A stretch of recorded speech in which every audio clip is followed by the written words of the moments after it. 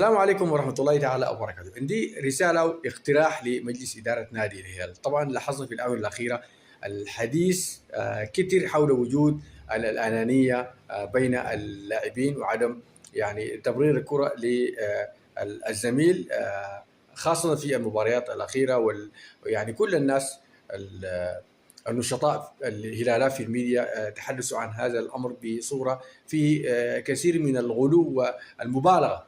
لكن انا عندي اقتراح. طبعا يعني حكايه الانانيه دي في بعض الناس عزوها لحافز $100 الذي يخصصه نائب الرئيس ابراهيم العلاقي.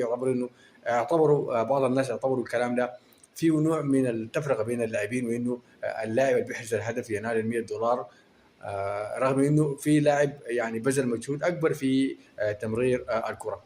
لكن عندي اقتراح لمجلس الهلال.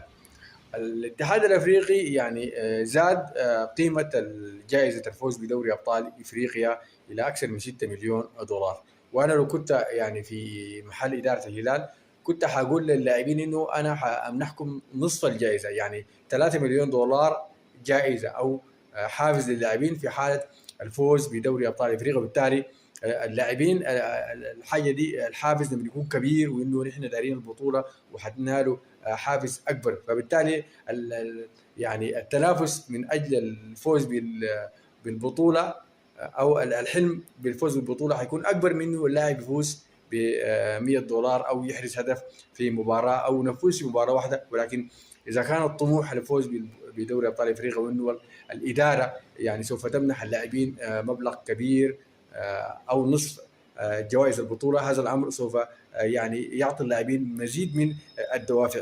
وده مجرد اقتراح، ولكن انا شايفه انه يعني حاجه حتدي اللاعبين دفعه كبيره جدا. حتى لو انه الهلال خصص كل الجائزه للاعبين، في النهايه الهلال عاوز البطوله، عاوز يفرح جماهيره. فمجلس الهلال ما شاء الله يعني لديه امكانيات ماديه متوفره، وما اعتقد انه يعني حيبخل على اللاعبين بانه يخصص لهم جوائز بمئات الالاف من الدولارات. وان شاء الله الرساله دي تصل وباذن الله.